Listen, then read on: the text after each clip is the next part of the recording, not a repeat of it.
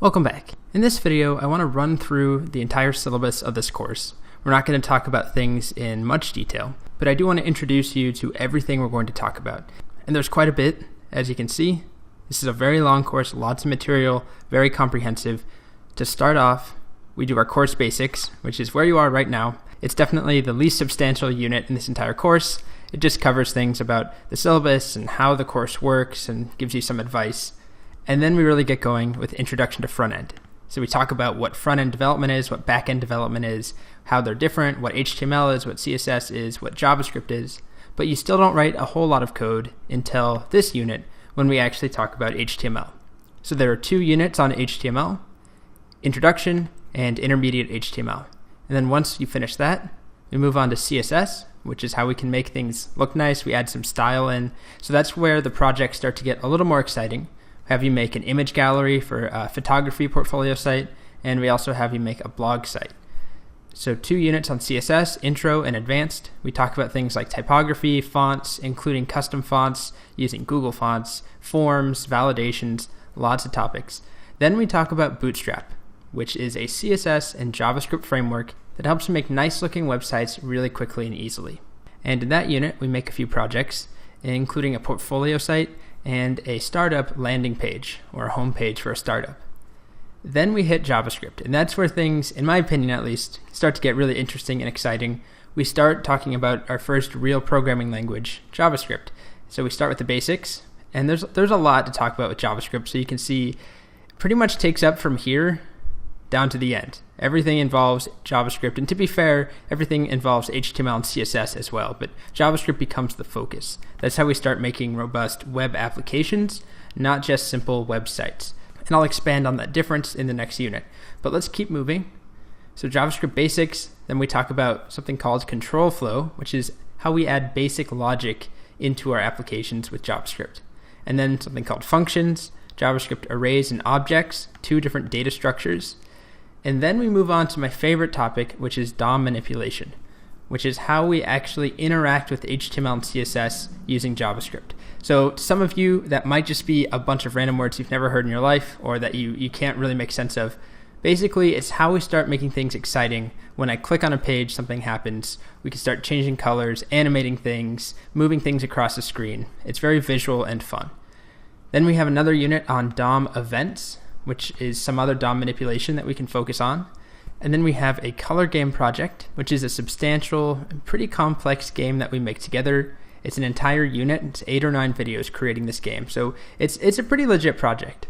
And then we move on to a really popular library called jQuery, and we focus on that for 3 units. Introduction to jQuery, Advanced jQuery, and then we build a really nice looking responsive to-do list project together. So that's a code along as well, and it's an entire unit, 7 or 8 videos there too.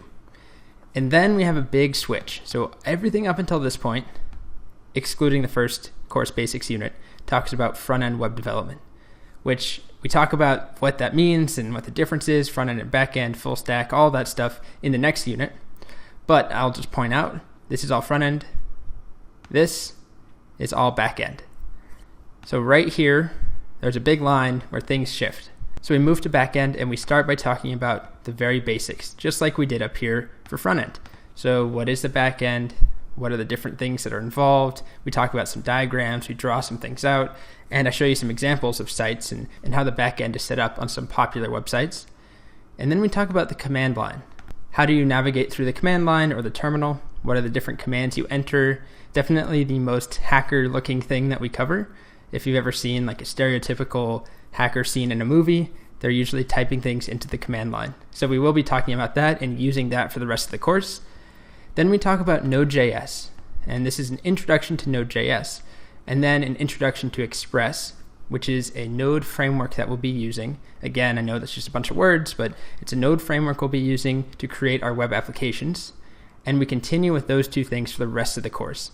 So then we talk about Intermediate Express, basically some more advanced topics, and then we get to something different, Yelp Camp Basics, and you'll notice there's a few different instances of Yelp Camp.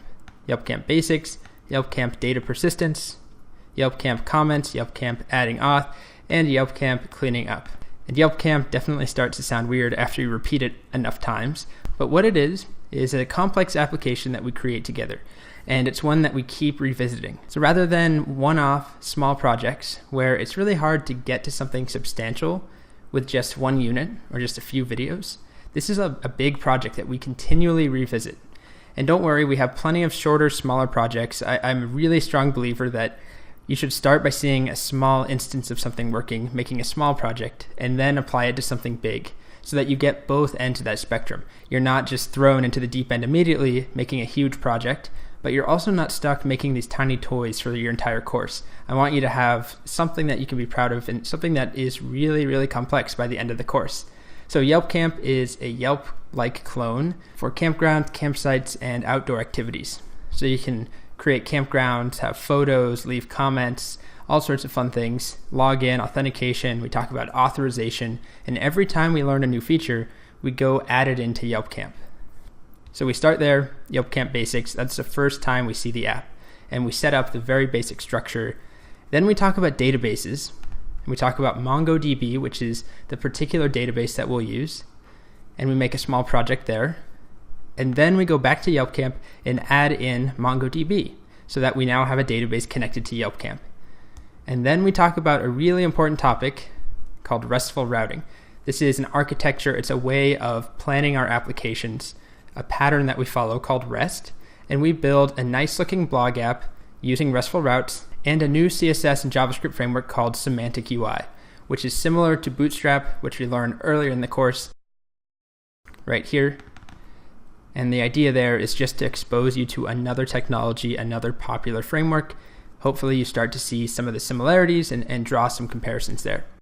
Then we move on to one of the more important units, database associations. So how do we have multiple things in our database that are connected, like users and comments, or blog posts and comments in tags and votes, and how are they all interrelated and connected to one another? And then we go back to Yelp Camp and we add in comments. So we'll learn about database associations in a smaller project, and then we add it in to Yelp Camp. Then we move on to authentication, user login, signing up, signing out, logging in, all of that using a tool called Passport.js. And we add that into our own application. We make an application with login, a smaller application, and then just like before, we go back to Yelp Camp and we add in authentication so that you now have to log in and log out to use Yelp Camp, or at least to use some features. And then we have another unit of Yelp Camp where at this point we've covered so much that we need to go back and clean some things up, refactor, which basically means move some code around, rewrite some code so that it's cleaner, shorter, more modular. So you'll see exactly what I mean in that unit, but it's devoted to reorganizing this large app because at that point it's gotten very large. And then we talk about authorization, which is another important topic, which is basically user permissions, different levels of things that users are allowed to do. So authentication is just letting people log in. Authorization is making sure that when I'm logged in, I can only delete photos that belong to me or edit comments that I created. I can't screw with somebody else's comments or someone else's posts unless I have permission to do that. So we talk about how that works, and we add it into Yelp Camp. There's definitely a lot of stuff that we cover, a lot of technologies, but the key point is that we go through this in a very logical and well thought out order. I've taught all of these technologies multiple times over to tons of different classes, different students. It's much less intimidating than it might seem. You don't have to be thinking ahead the entire time. But what I will do, rather than just going straight ahead and just doing one unit at a time, we do have certain lectures that are optional, these lessons that are looking ahead and looking back. So basically at certain points in the course, I'll take a moment to say, here's what we've covered, here's where we're going, so that you can start to have a mental map of where we are. Often I found that students get lost sometimes and they don't have a big picture vision in their head of where they are. They just put their head down and focus on what's immediately in front of them. So that is important, but it's also important to come up for air occasionally and talk about where we've come and how much further we have to go and basically draw that line. Okay, so there's a lot of really exciting material, lots of fun projects we get to. Let's go ahead and get started by talking about an introduction to front-end web development.